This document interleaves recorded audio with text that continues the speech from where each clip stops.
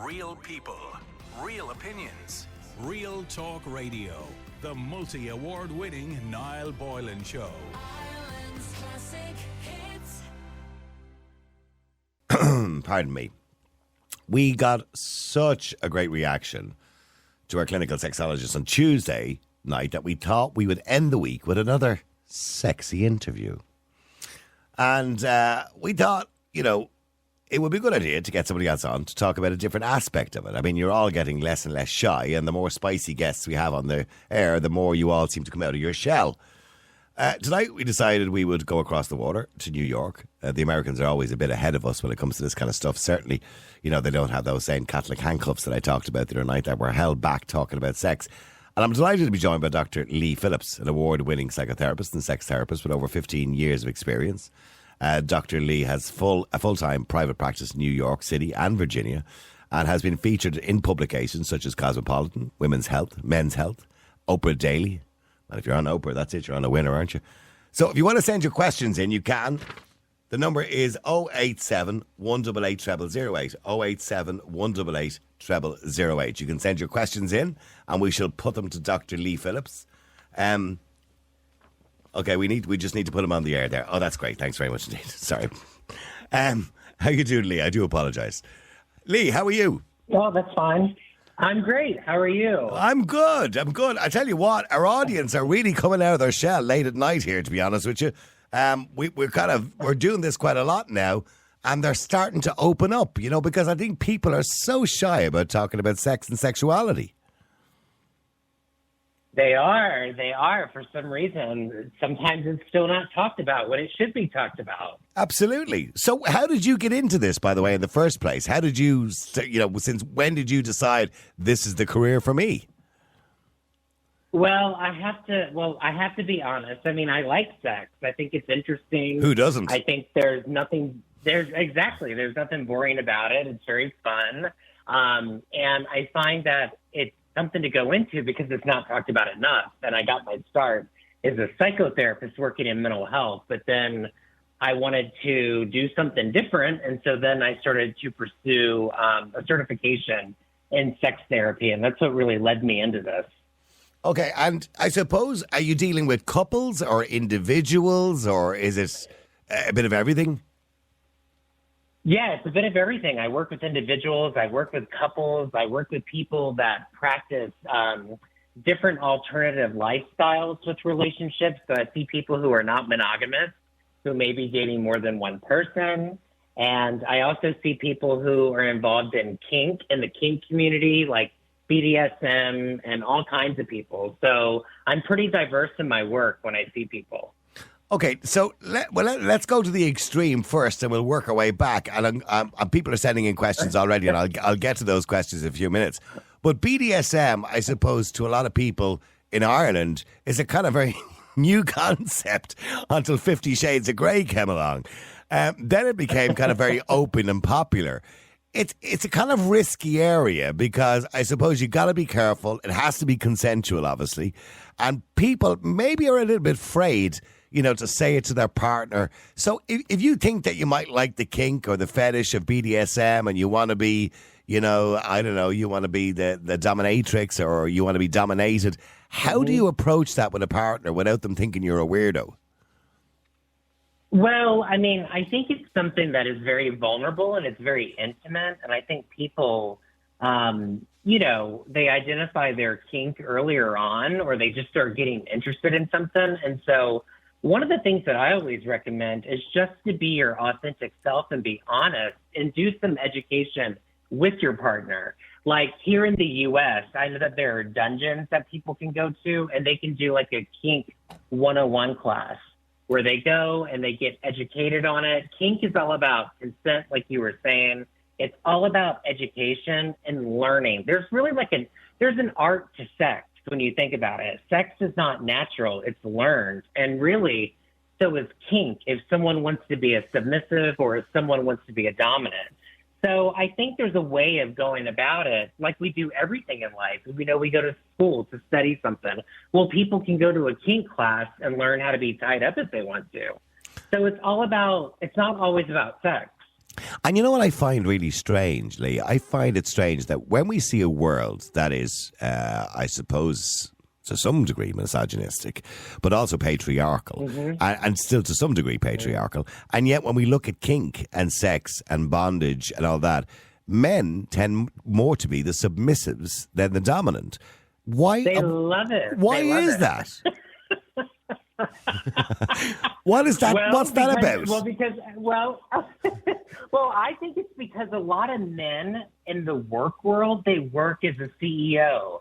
They work as a boss. You know, they're calling out orders all day long. You know, we think of a man, we think of masculinity, right? Yeah. But kink is all about fantasy. It's all about letting loose and just being free. And so that's why they may be a CEO during the day, and then at night they want to be tied up and spanked in the bedroom. And I think that has a lot to do with it. It's like this taboo. It's forbidden. You're not supposed to do it. So when you're not supposed to do it, people want to do it more. And I think that's why we see more women who are doms, because we live in that patriarchal society where I have no say-so, but in a kink scene, I do have a say-so. Okay. And so that's the art of it and really the beauty of it.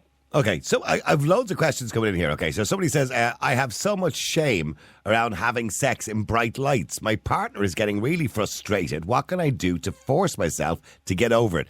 Because I suppose when it comes to sex, men in particular are more visual than women. Men like to see what's going on because we get turned on by the physicality of it and visibly seeing ourselves entering a woman or whatever it happens to be. So we get off on that. Right. Whereas the women are more into the touching, the feeling, the sensitivity, and the darker lights. So how do you convince your wife or your partner to keep the lights on?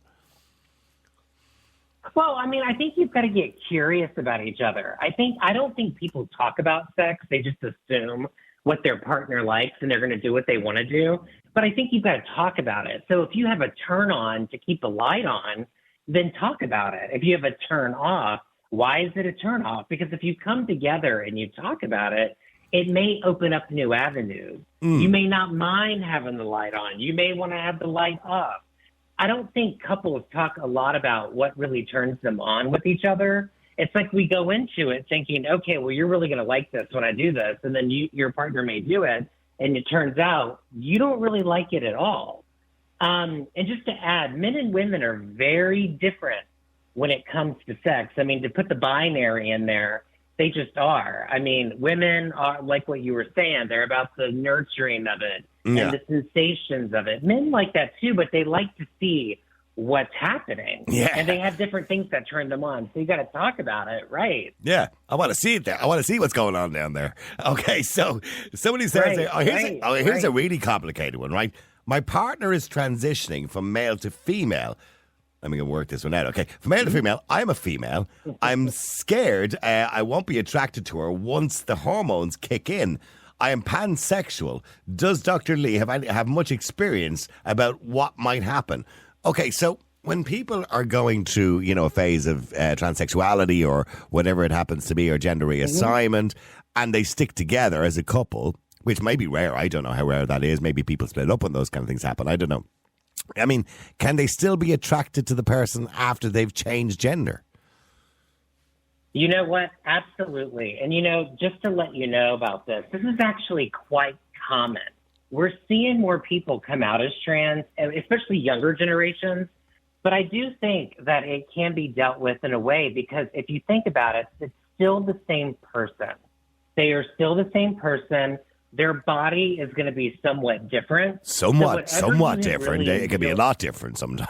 So it's going to be a lot. I mean, it's going to be a lot different, right? But I think it's trying to find the things that do turn you on, especially if you still love them and you want to be with them. It's a way to get creative with sexuality that I find. I work with a lot of people where one partner is transitioning and the other one is not. And they'll come in and say, I didn't sign up for this. And I'm like, well, do we sign up for anything in life?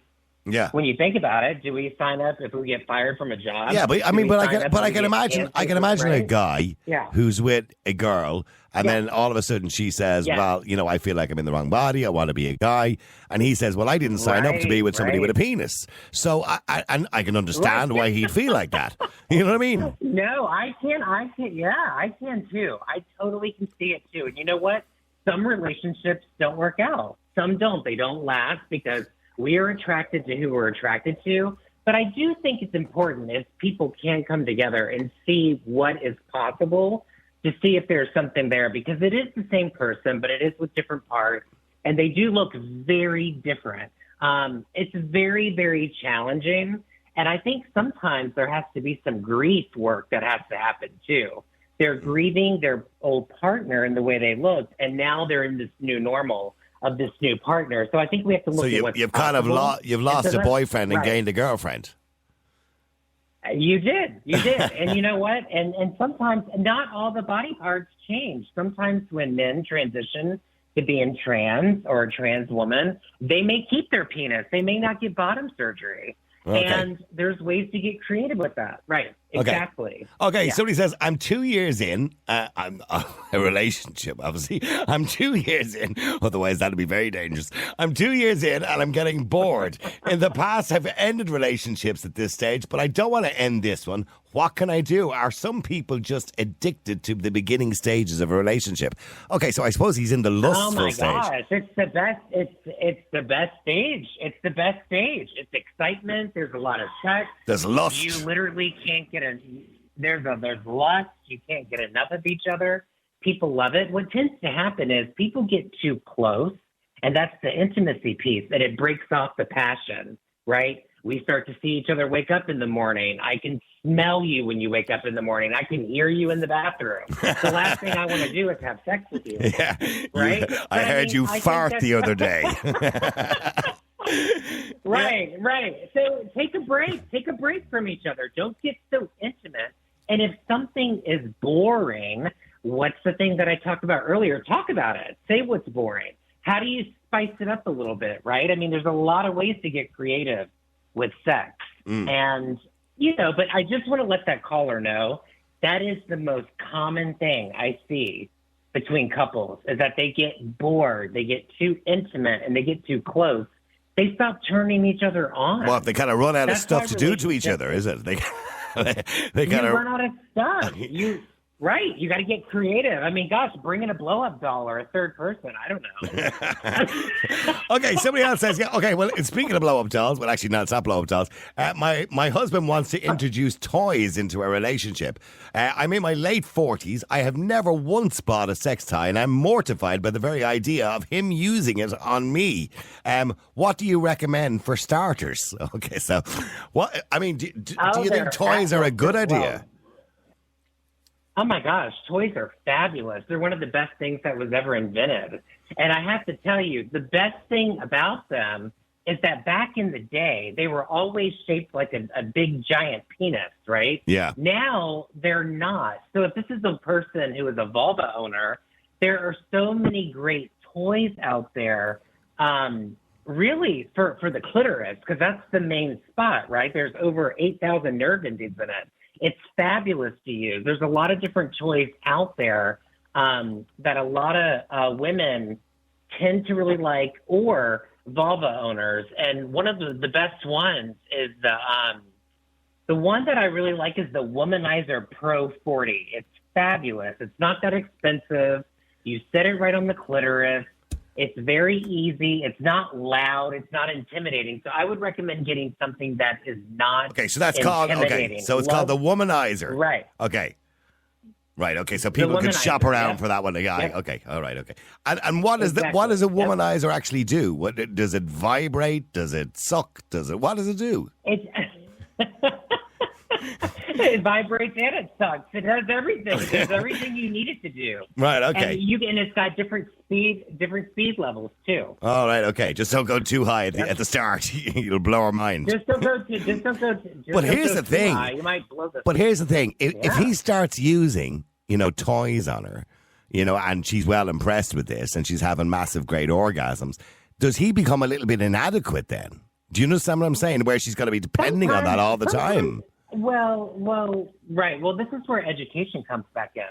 Sometimes men can they can feel a little inadequate if their female partner is really enjoying the toy. However, the thing that men or people that sleep with women have to understand is that a lot of the stimulation is the clitoris. It's not the vagina. It doesn't have as much nerve endings in it because the baby has to come out of it, right? Yeah. It's all about the clitoris. And so that's why a lot of times men or penis owners can penetrate vulva owners or women while they have a toy on the clitoris. So all it is that you're just pleasing her even more.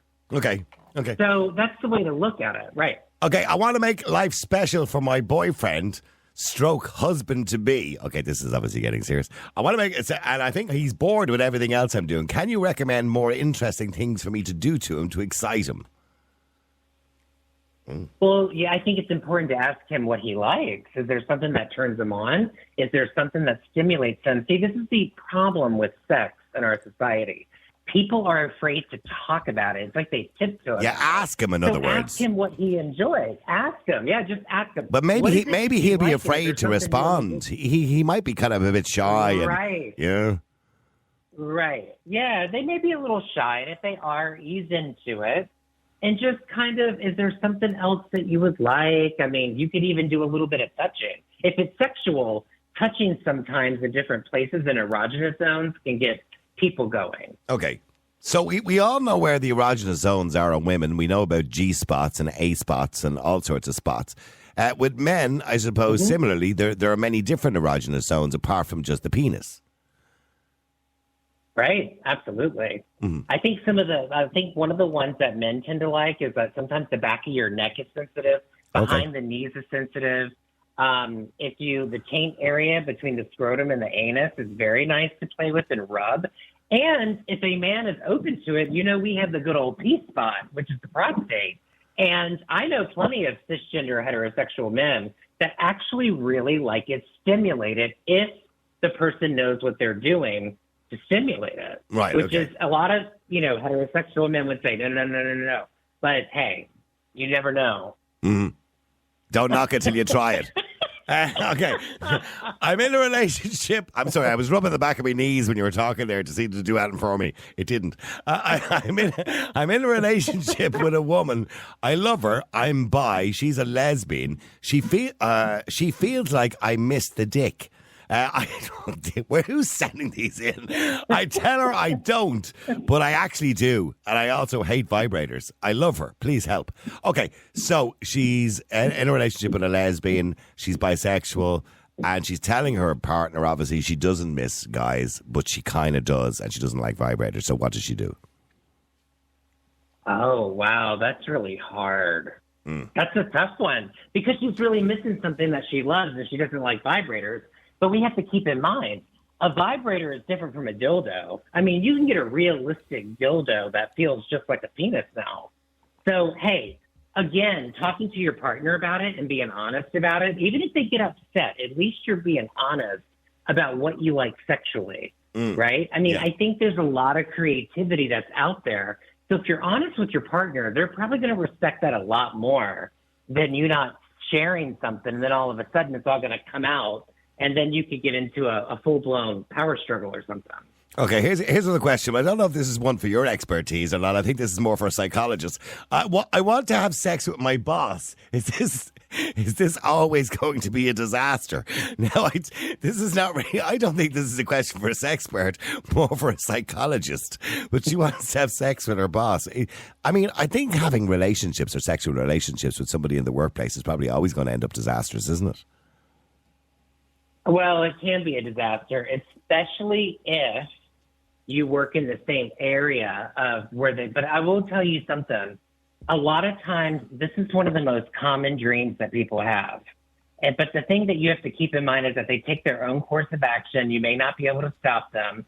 And a lot of people don't understand what it really means. But one of the things that we think about is that it may be alerting you of the importance of boundaries, but it could also mean that you are seeking approval of something. Maybe you want to be approved to work on a specific task, or hell, maybe you want a promotion. Mm-hmm. I have had patients that have actually dreamed about their bosses all the time, and they don't even find them attractive. And they wake up and they go, "What the hell did I have that dream for?" Maybe that's a submissive. Is that a kind of submissive thing then, that they want to have somebody that's sex with somebody that's superior to them? Right. Sure. I mean, maybe that's what it is. Maybe there's something with being submissive. and they're very interested in that, and they need charge for approval or something. I mean, by the way, what's the weirdest thing somebody has come to you about? I'm always curious about this when I talk to sex experts. So, I mean, I know people want to be babies and dress up in diapers and be fed with bottles and all sorts of silly stuff. But what's the kind of, what's the strangest thing that somebody's come along to you and said, this is what I really enjoy doing? Am I weird? What does that mean? Well, I think a lot of times, kink is something that's going to be very different outside of the vanilla room of things. There's something about being cared for with the diaper fetish or something, right? It's like putting it on, having the person clean you, nurture you. There is no proof that someone has had, horrible psychological trauma and they're kinky. But we do have to look at attachment. Maybe they didn't get something met in their childhood. Maybe there's something there. Maybe they have mommy issues. Maybe they have daddy issues. Oh, yeah. And they want to be cared for. There are people that really crave that nurturing. And so they will go to something like a diaper fetish if their needs weren't talked about when they were a kid. I see that quite a bit, actually. I just think that's strange. Maybe that's just me. I just think there's something strange about it. Oh, okay. I'm looking here. I'm really scared about opening up in my relationship, but I don't think I can stay with my partner until I die. What are some of the things that I can do to manage my jealousy around opening my relationship? I don't really understand that question. That's also, well, it's very hard because I think a lot of times people do think about it. What would it look like? We're seeing more people open up their relationships now because they are bored. What, with like their for twosomes, relationship where it's threesomes? Yeah. Right. And so you decide what, if you think about what do you want, when you think about non-monogamy, it's an umbrella and there's certain things that fall under it. When people swing together and they invite another couple in or a third person in, sometimes they don't look at that as non-monogamy. They look at it like they're doing it together. So I think it depends on what you want. And you have to ask yourself, would your partner be really opposed to trying something like that? You just never know. You can either get shut down or they may go, well, tell me more about what you're feeling. Because a lot of people are very serious about it. So, again, I think it's being transparent with your partner, depending on how long you've been with them, and really being honest about your sexuality and what you're feeling. All right, okay. Let me see. My boyfriend's dad walked in on us having sex. I don't know how to deal with it. I haven't been back since. What can I do or say to get past this? See, you had no idea what you were signing up for tonight. Our listeners are mental cases, really. I first of all, I just think that is traumatic as all hell. I'm going to be honest with you. That's terrible. I feel so sorry for that person. I guess you're just going to have to go over there and just pretend it didn't happen. Yeah, absolutely. Right? Yeah. Hi, how are you? Long time no see. How could you even look him in the eye? You walked in on me. You walked in on me, and I was spread eagle. My rooster was showing. Okay, here's another one for you. What is a practical habit or routine a couple can do to ensure the health of their sex life? Okay, so I suppose he's talking about maintenance sex, I suppose, in some way. So firstly, there's an interesting question. There's numerous suggestions around about twice a week, 3 times a week, once a month, 2 times every month. What is the average amount of times in a healthy sexual relationship? Right. Well, what's very interesting is that everyone's always talking about the frequency of sex. It's not about the frequency. It's about the quality of sex. You could have it once a week as long as you're getting what you want out of it. You could have it. I know people that have it once a month and they love it. They may have sex for like a whole hour or two if they do it once a month. So don't think about the frequency. Think about the quality that you want with it and what you're doing during sex, right? Yeah. I mean, some people, they want it. I've had people come in and they're like, oh, I want it 3 times a week. And I have people that will look at their partner and be like, you're kidding. I'm too tired. I don't want to have it that often. I want it 4 times a day. My gosh. Just plan it. Plan sex. Everyone thinks it's got to be spontaneous. Plan a sex night and make sure you're held accountable to each other and you do it. Okay, what are the there you go. Okay, somebody wants to know what are the biggest mistakes you see people making in their relationships that end the relationship that didn't need to. I'm assuming they're talking about sex. So people are there things people do that just kind of mess it all up? Well, I think one of the biggest things that people do where they may mess things up with a relationship is cheating. If they're in a monogamous relationship and that's what they've agreed to, and they're going outside of the relationship and they're sleeping with other people, that's a problem. And that can really huge ruin problem. a relationship. Yeah, it's a So huge problem. It's a huge problem. Yeah. Oh my gosh, it's a terrible It's problem. a deal. That's a deal So breaker. You need to be honest about things. Yeah. Hey, right. If you're monogamous, so that's really the number one thing that I really see that can really mess up a relationship. I mean, I guess if someone has like another issue, like if they've got a substance use issue that's out of control that they're not working on, those types of things, or I have some people that come in and they have an out of control sexual behavior issue, so they're cheating on their partner. Those things have to be addressed. That's the problematic part of sex, I find. Okay, somebody else texts in and says, on numerous occasions I watch pornographic movies and I see these women who get so excited when men are at their clitoris. I have to be honest, it doesn't work for me at all, and I don't know why my clitoris is not that sensitive. Do you have any suggestions to make it more sensitive? What, with porn use? Well, no, I know. I think they're looking is there anything they can get, I suppose, to make it more sensitive? With anything with porn? No, forget it. No. Well- I think she's just judging it by the porn, that she sees these women in the porn movies getting really excited when somebody touches their clitoris, but that's not happening for her when people touch hers. So how can she make her clitoris more sensitive? Well, I think there's a way to do that. I'm not sure what's going on with exploring her body or anything, but if there is no sensitivity really to the clitoris, one thing that I would do, honestly, is go to your OBGYN, go to the doctor and just see if there's something going on, because there could be a medical piece there, or there could be something going on with masturbatory behavior, depending on how often the person masturbates. I've known people that have masturbated so much to where they don't have sensitivity in it. Okay, it Rule becomes out boring. medical first. Yeah, of Always course. do that first. Absolutely, yeah. Yeah. Somebody says, I have a question for your sex therapist. I'm circumcised and find that I don't have a lot of simulation when doing the deed. Also, with a condom, I can't feel a thing. Is this normal for circumcised people? I had it done at 18 and I'm now 34. How can I fix this? Well, first of all, that is very common with condom usage, that a lot of people don't feel the sensations that they would by not having a condom on. So if you're having, again, not a lot of sensitivity in the head of the penis, which is homolog to the clitoris, right, the same type of thing, then you want to get that checked out by the doctor. It also depends on how often you're masturbating. Some penis owners get what we call the death grip, where they masturbate so much that they lose sensation in the penis. So those are the things that have to be looked about. And if you're enjoying it more with masturbation and not as much with sex, then maybe ease up on the masturbation and really engage in sex more with your partner. Yeah, I suppose if you're masturbating too much, it obviously becomes boring at some time. Right. Okay, and It becomes very boring, right? Can your expert recommend any supplements to increase my sex drive?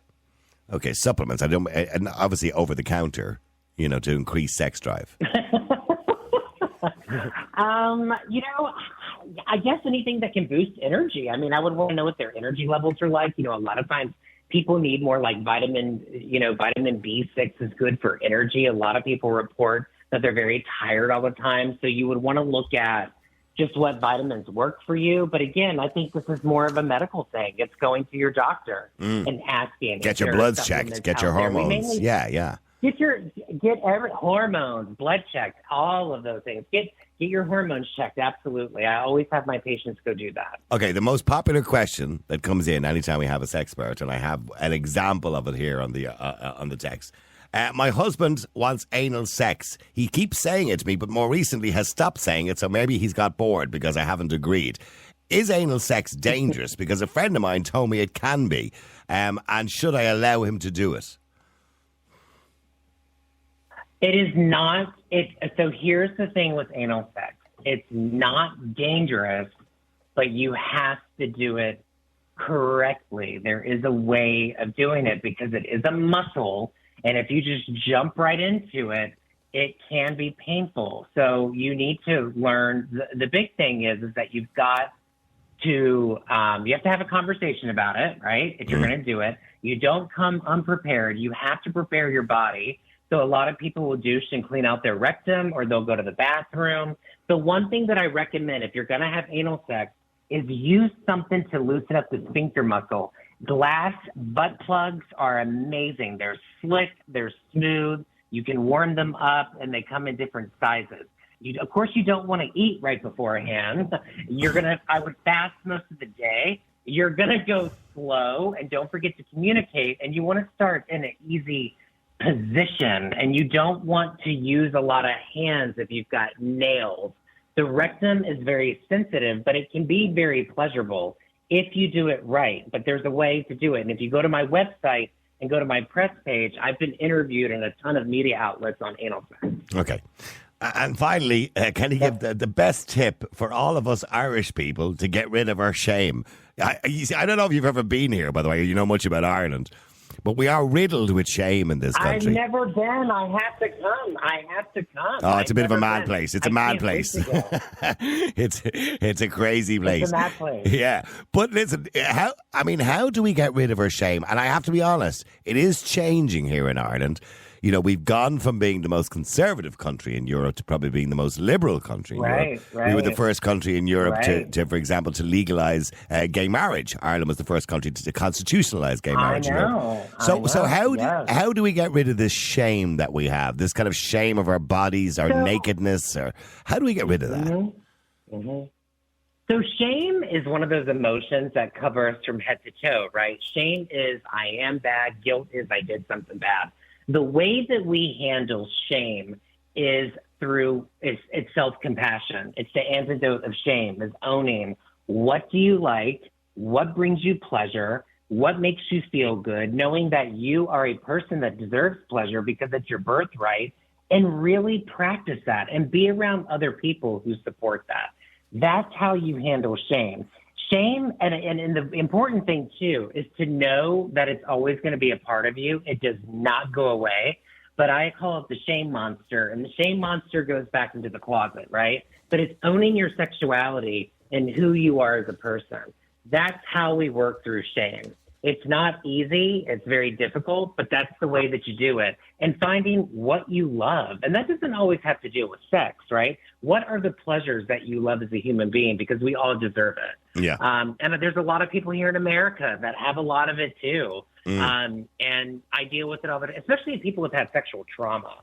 That's the big piece. But that's really the antidote of shame is self-compassion.